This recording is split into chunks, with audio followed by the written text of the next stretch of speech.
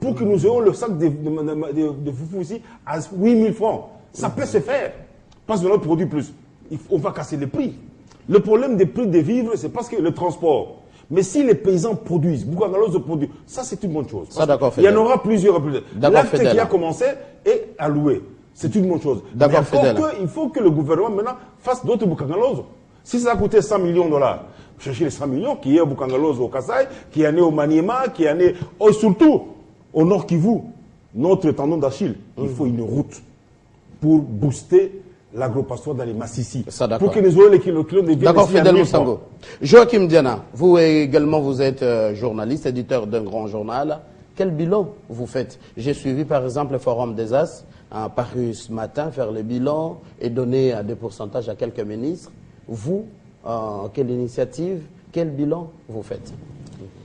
Bon, le bilan d'un gouvernement, ça ne se fait pas par des incantations. Même au ciel, Dieu, il a eu un programme, créons l'homme. Il a eu Dieu, le Tout-Puissant. Il a eu 7 jours pour tout créer. 6 jours, il s'est reposé. Oui, le 7e jour, il s'est reposé. Mais je suis étonné d'apprendre ici qu'on aurait voulu que le gouvernement de la République, qui est une œuvre humaine, fasse tout en une fois. Ça c'est vraiment dès la mauvaise foi.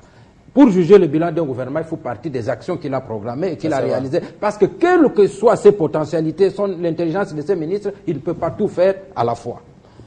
En ce qui concerne ce qui était décidé de faire, je constate qu'il y a un effort énorme sur ce qu'a été le discours des fidèles depuis la conférence nationale. À l'époque, vous savez, le monde battait qui s'en gagne par voiture.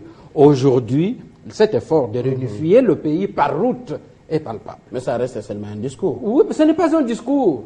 Ce n'est pas un discours. L'effort, le pays est immense, mais ça reste, c'est palpable. Dans certains coins, on peut déjà aller revenir. En ce qui concerne le social, j'entends souvent ici le social, tout, oui, macroéconomie, d'accord, oui, social. Je dis, il n'y a aucun gouvernement au monde qui fait un programme qui va de maison en maison pour donner la dose du social. Il n'y en a pas. Le social s'obtient par toutes les autres réalisations. Lorsque on crée l'INPP pour que les gens se préparent professionnellement, ces gens-là vont améliorer leur social. Lorsqu'on crée la route, que le paysan de Kikwit peut venir en un jour, vendre et rentrer, il améliore son social. De traitement et pompage d'eau. Mais surtout, lorsque, il y a un moment ici, il vivait au taux du jour. Le matin, il y avait un taux de $, à midi, le soir. Et personne n'avait le pouvoir d'achat. Je me demande quel est le meilleur social que de sauvegarder le pouvoir d'achat de quelqu'un et que pendant tout un mois, il peut s'acheter le sac de manioc avec le même salaire, même s'il est modique.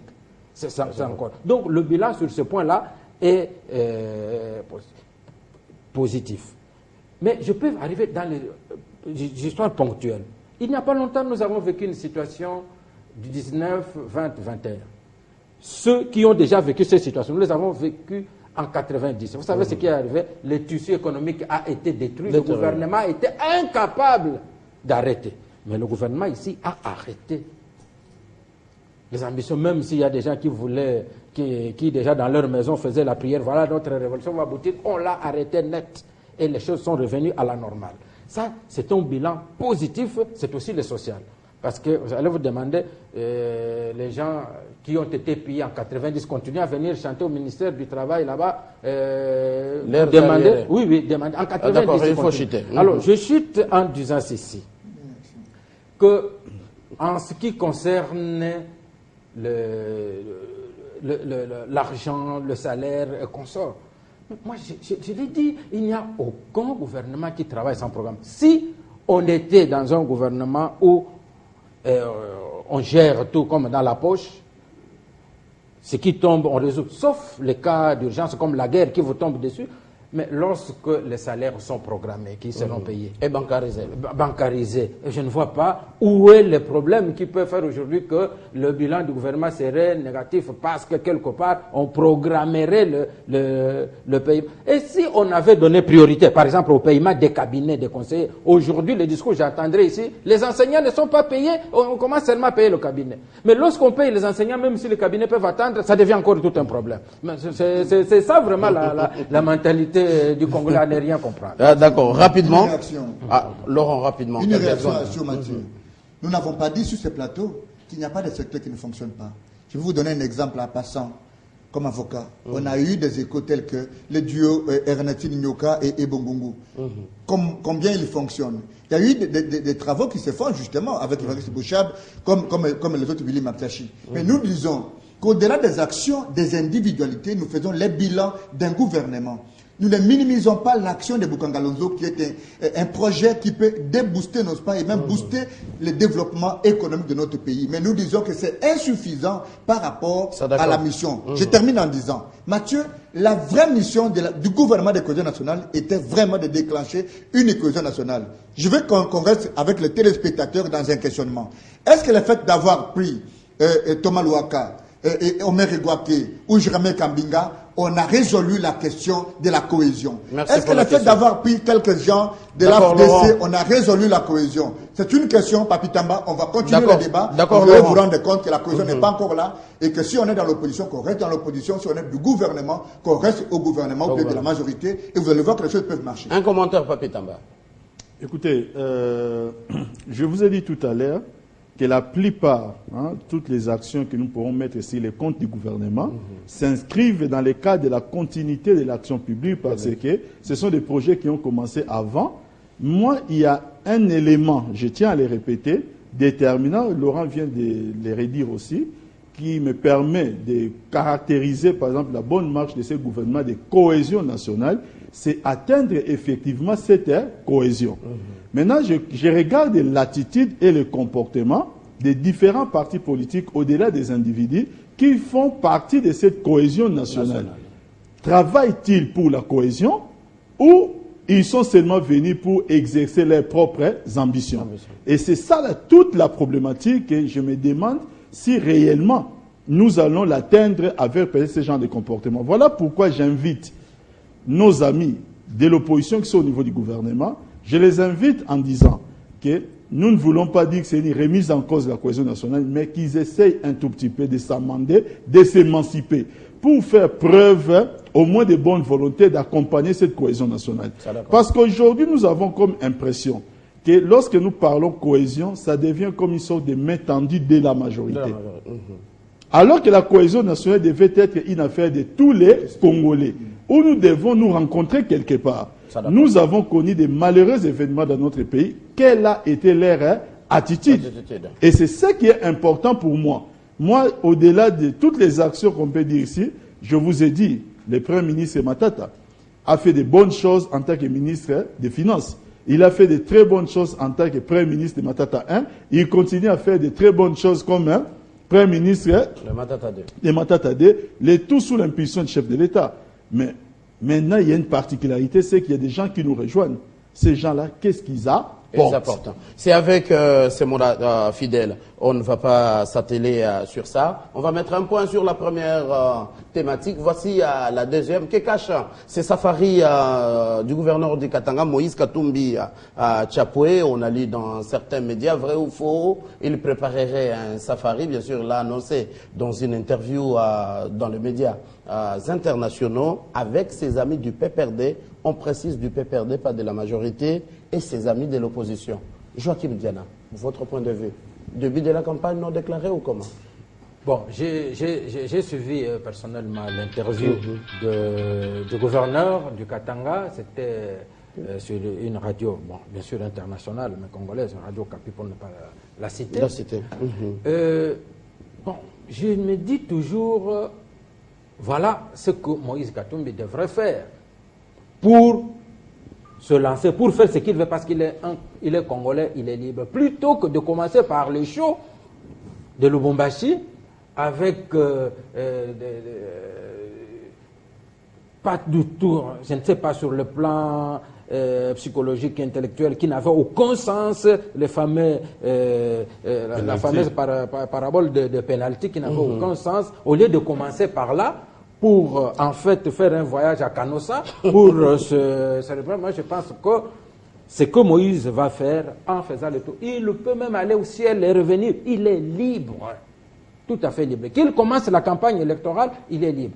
Mais comme il est rentré dans le rang du PPRD, il attendra que le PPRD... Il n'avait pas aussi quitté. Tout à fait. Et il reste dans le PPRD, il l'a confirmé, contrairement à ceux qui voulaient le recruter très tôt. Bon, maintenant, il a confirmé qu'il reste au PPRD. Alors, en restant au PPRD, qui est un parti discipliné, il devra attendre le congrès de ce parti politique pour être candidat ou pas. Donc, avant que le PPRD le désigne comme son candidat à la présidence de la République, je ne lui prêterai pas les intentions dans son safari qu'il ferait, que ça serait une campagne électorale. Il est tout à fait libre de faire ce qu'il fait. Mais comme candidat, nous le jugerons lorsque le PPRD l'aura présenté comme son candidat à la présidence. Depuis que vous êtes en train de parler, je vois Laurent Onyemba en train d'écrire. On aimerait savoir, safari du gouverneur Katumbi avec ses amis, soit du PPRD ou de l'opposition, qu'est-ce qui serait derrière tout ça? Mathieu, j'estime humblement, quand Fidel Moussangou a tenté de nous lire la fois dernière, l'extrait, n'ose pas, du livre de notre regretté Katumba Moké, je me suis donné le devoir intellectuel de me ressourcer, de rester dans ma chambre et de lire minutieusement ces livres, et j'ai compris beaucoup de choses. Depuis que j'ai fini à lire ces livres, il y a 7 jours, je m'étais dit que Moïse Katumbi peut ou pouvait tenir le destin de ce pays. Katumba Moké ne parlait pas beaucoup. Que son âme repose en paix. Ce n'est pas quelqu'un qui dit des choses avec apéprisme. Mais quand vous lisez ce livre, il a donné à peu près le profil. J'ai tenté de faire une certaine mathématique de 110 personnes. Mais j'ai compris dans ce livre que Moïse pouvait être une révélation 2016. Selon lui. Quand il fait le safari aujourd'hui, j'estime humblement que Moïse, comprenant que le Katanga est devenu petit pour lui par rapport à l'ambition qu'il a pour le Congo, eh bien Moïse dit qu'il doit visualiser, miroiter la misère du peuple congolais. Je vous rappelle. Pourquoi vous dites la misère? Lui n'a pas parlé de misère. Il a dit Mathieu, les infrastructures et la beauté du Congo. Ça n'engage que moi.